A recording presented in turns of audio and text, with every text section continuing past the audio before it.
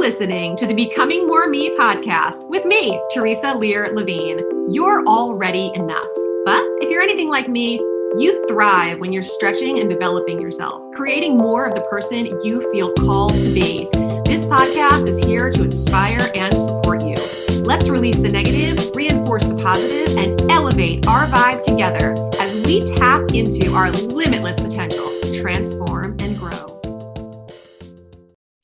Hello, hello, hello. It is days like this that I kind of regret my choice to create a podcast that also has video, because it's a little raggedy over here today, but I insist on staying true to that and delivering this to you. So even though like my office needs cleanup and I am not feeling presentable, I feel inspired to talk to you guys right now. And just as I would want you to come to me in your current state, I need to be comfortable coming to you in my current state, even if it's like whatever this is that's happening right now. So I think it's important to be true to that. And, you know, got a little nice light shining on my face. It kind of livened things up a little bit better than it was. So I'll take it. Goodness, I got to turn my notifications off. That's like amateur move there, isn't it? But here we are. So I'm going to talk today about value a bit. And I was kind of thinking today about how we live in such a DIY, searchable solutions kind of world. And that can be great if you're looking at, how to marinate your meat or your tofu or whatever you're having for dinner tonight, or if you need to fix something around your house, or you have a new piece of technology that you don't quite know how to operate, or you lost the instructions on how to put your kids' toys together. There's so many things that having do-it-yourself answers for is just an absolute godsend. But then there's the things where we're like trying to do it on our own and it's not really serving us. And I think that understanding when you need help is sometimes one of the hardest things out there, because, we feel like, okay, if we're feeling independent about things and we're feeling called to do things on our own and then we can't, it almost feels disempowering to seek that help. But I personally think that seeking help is really empowering because it has the potential to save you so much time and so many headaches and so much effort to operate outside of your genius zone that it's worthwhile. So whether that means that, a few weeks ago, we hired people to do tree trimming for us. Could we have done it on our own? I don't know. I wouldn't have done it on my own, but I mean, we could have rented what we needed and done all the stuff, but it would have taken us a really long time. And it took these guys, this crew, a few hours.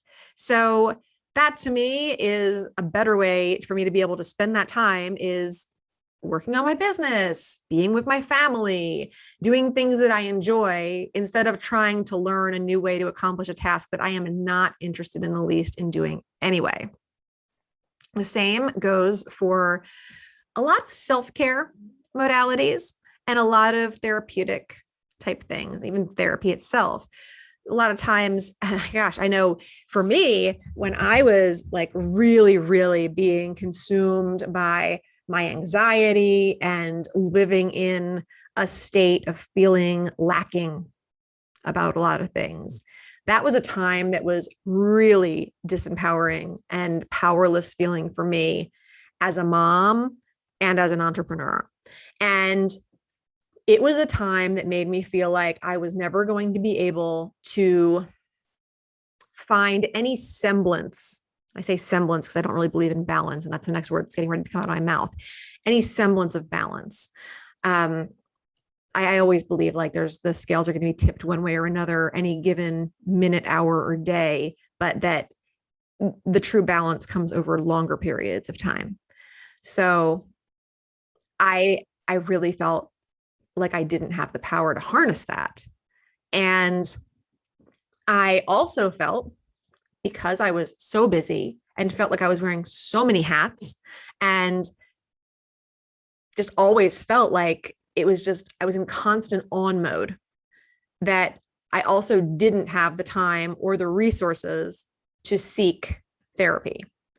And honestly, I was so afraid that if I were to, start calling providers that were covered or even ones that weren't, that I would start, not only investing my money or my copays or whatever, still money, but that I would start losing time that I didn't feel like I already had. And I wouldn't feel the connection or the help coming through to me from that provider. And then I would feel even worse. So I kind of started to shut down, because often is the case with things that we shouldn't be trying to figure out on our own, even if we're great at helping other people figure them out, we stand in our own way. We find ways to create obstacles or to prevent ourselves from getting to the core of the problem, because in some way, that problem, that blockage, that anxiety, those awful feelings that you can't imagine how or why you'd ever want to keep them, there is some way that that's serving you and providing you a benefit. And it's going to be a lot easier for somebody else to help you figure that out with an outside perspective than it is for you to get in there. And it's like operating on yourself. Like, it's a little easier for, somebody who's not you to operate on you than it is for you to operate on you. I mean, you can get there, you can figure it out. You can learn enough to get to your own root causes and to push through, but are you going to re-traumatize yourself doing it because you don't quite know the way? Are you going to take a year to do something that a professional could help you do in an hour? What are you willing to trade to have your problems fixed? That's where value comes down to. And the value that we also see in things. I know if someone doesn't see value in something, it's never going to matter to them anyway. And that's where, gosh, all those years that I have done work and helped people in health and fitness and nutrition. And you can often see it plain as day for somebody else that it would really benefit them to find value in exercise or in eating healthier or in stretching or whatever it is that applies to their health. But you know what the funny thing is that people would much rather have you tell them a different benefit than have you tell them that if they did X, Y, or Z, they could maintain, improve, or build upon their health, be it physical or emotional, mental health, which I think is so crazy because, like, let's say you're promised more clarity or more energy or more, what are some great things? More awesome ideas, more focus, all those kind of things. People would much rather have that than have their health improved. But what good is it if you can power through your day with the most amazing ideas and focus if you're unhealthy or if you can't live long enough to enjoy it? I think we really, really undervalue our mental and physical health. And the fact that nothing else we aspire to achieve or create in our lives can come to fruition or even matters if we're not here to be part of it. So I don't know, the value I think often gets placed in the wrong place for people. And for me, time is my most valuable resource and the most irreplaceable thing that I have. And we never know how much more of it we get. We all have, the same amount of it on any given day. And the more ways that I can find to be able to do things with my time that have value to me, the happier I am. So I was having this conversation with somebody because we were talking about, working with a practitioner like myself on improving mental health and breaking through anxiety and all of those different patterns and things that can keep you stuck for days, weeks, months, decades, your whole life if you don't find a way to deal with it.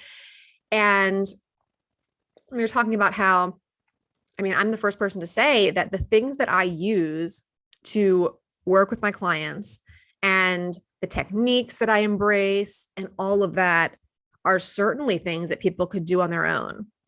But will they be able to get down the path to the same result that I can get them in a period of time like I can do? Because I know I can't for myself, even being, masterfully trained and being able to move a lot of my own blockages and consciously see a lot of my crap for what it is. I get much better results when I am receiving the care, support, accountability, and guidance of an outer perspective from a professional. And that is the way that I would say 99.9% of us work. And also, if we are simply, YouTubing how to do something and then trying to do it, that's great. And we might get some awesome relief from that. Like, I will not try to discount here how much can be changed through things that we can learn and do on our own. But we also might, quit it real easy because we're not invested in it. And this is why I always feel like it's actually important to pay for the things that you want to experience change for. That exchange of money for time or money for product or money for whatever it is that you're looking to get the result on is really important, because when something gets just given to you or you barter, the energy around it's different, the commitment's different, the outcomes are different. And the way that you appreciate it and lean into it and receive it is different. So, I mean, think about any time that you've been given something and it just sits there, or you're given something and like, I don't know, I'm trying to think of a good example here. My mom gave me this shower head, and it was a filtering shower head that took all the impurities out of the water. She swore by hers. Her hair was so soft and she felt really good that she wasn't, our skin's our biggest organ. So this goes back to health. And my mom and I have a lot of health conscious conversations. We're both supplement junkies and really into well-being and ways that we can support and fortify our health. So I totally dug what she was saying and agreed with what she was saying. And at the time, I think we were in our last house and we were actually on the county water. Now we actually have well water and we have like a whole like water treatment thing, and like it's all, like, we don't need it. But even at that time, I was just kind of like, I don't care. Like, I love my water pressure. I love my existing shower head, and it was going to change. Like, I wouldn't be able to have like the detachable shower head the same way with the same patterns and the same pressure. And it's like, no, I wasn't valuing it, but she gave it to me and it was sitting there, and it just kind of made me feel kind of guilty. Cause I'm like, I know this is, an expensive shower head. I should be using it, or I should give it back to her. That's eventually what I did. I was just, and I was honest about it when I did it. I was like, you know what? I just don't value this like you do. And it's not a priority to me to set it up in my shower or to even use it. I'm quite happy allowing my body to be bathed in the existing water that we have access to. And I feel grateful for that ability to access water that I have. So, and she understood and she took it back. And I can think of other times, like, you ever get gifted like a program or a course or a book or something like that somebody's like, oh, I'm done with this. It was life-changing. You should definitely check it out or whatever. And it just, you don't do it. They might have paid, $20 for the book, or $200 for the course, or even thousands of dollars for the program. And it really could change your life, but you just simply are not aligned with it because you didn't invest in it. It wasn't your choice. It wasn't your thing. So, and sometimes people also have the feeling with those kind of things that they have to do it. So they do. and it ends up feeling like a waste of time because it wasn't something they wanted to do anyway. So all different ways that we look at and value our time. But when it comes to emotional and mental health, I always, recommend getting at least some support, even if you're going to do like in my case with EFT tapping and things. I always encourage my clients and students to tap on their own in between sessions, kind of like homework, and keep making progress with removing their energetic blockages because they can, and because that's super empowering. But then they get to check back in with me and make sure that, they're moving in the right direction and they have that guidance and that support and that accountability to stick with it, so that they don't take a week and go, I'm just not going to do it this week. And then all of a sudden it's a month and it's longer and they're back where they started or worse, and not actually continuing down the path that they sought to go down in the first place. So it's kind of how I feel about value. We have to value the things that we invest in. And when we invest in them, we value them even more. And I think that's important when you're looking to have personal development, self-development, and make yourself a better human being every day of the year. So find the things that are important to you. And if they don't make sense to DIY, then look for people that can give you a hand up with them, that can link arms with you, that can provide you better accountability, and that can give you something that you can associate value with so that you follow through with it. Because accountability is huge when it comes to making big changes in our lives. And I personally wouldn't have done half the things that I've done in my business, as a mom, anything, any of the big worthwhile things that I've done in my life, I would not have done without sharing it with somebody else, being held accountable, investing in something that was intended to support me with the change that I needed to show up for in some way, shape, or form, or anything like that. It's pivotal stuff. So, you find that community, those people, those resources that you value and can lean into, and you will start seeing, it's like a whole domino effect, kind of just knocks over the first one and the second one. And instead of getting to that point where, there's something that's a little bit off in the domino set, and it stops, toppling them over the way that you want it to, then, when you get to those little breaks where you could fall off, you're going to stay on. And that's the most important thing. So thank you guys for listening today. I would love to hear about the things that you value and the things that maybe other people value all the time that you're like, I just don't get it. I don't understand. I am never going to value this. This means nothing to me. And that's just the way it is. And let those things go. It's okay. We do not have to value the same things that our parents value, our siblings value, our friends value, our spouse values, or our kids value. We can have our own values and our own beliefs, and that is okay. And if we feel conflicted about that, then we have to acknowledge those feelings and give them the airtime that they need so that they can rise up and out. So that's how it's done. Thanks for listening. Have an awesome day. Thanks so much for listening. If you loved this episode, please share it with a friend or post on social media and tag me so I can personally connect and thank you.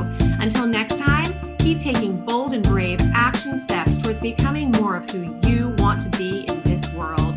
You are capable, you are worthy, and you are enough. Keep shining your light.